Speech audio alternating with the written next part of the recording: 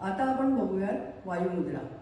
तर्जनी मुडपून अंगठ्याखालच्या गादीसारख्या भागावर आपल्याला ठेवायचे आणि अंगठ्याचा दाब या पेरावर मधल्या भागावर द्यायचा आहे, बाकीची बोटं सरळ ठेवायची। ही झाली वायुमुद्रा।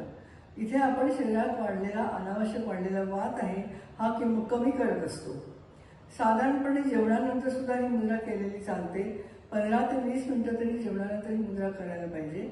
आणि ज्यावेळेला शरीरातलं कोणतंही पेन असेल, म्हणजे पेन एक असं आपण म्हणतो की गुडघेदुखी, मानदुखी वगैरे, अशा प्रकारामध्ये हे दुखणं कमी होईपर्यंत ही मुद्रा केलेली चालते।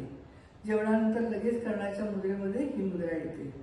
वातविकार जे असतात की पार्किन्सन, अर्धांगवायू किंवा गाऊट यासारख्या विकाराच्या मध्ये ही मुद्रा चांगलं काम करते, परंतु त्याला सातत्य लागतं आणि बराच काळ त्याला द्यावा लागतो। डॉक्टरांची औषधं अर्थातच आपण अजिबात बंद करणार नाही आहोत। हृदयविकारामध्ये कधी कधी गॅसेस हे एक महत्त्वाचं कारण असू शकतं।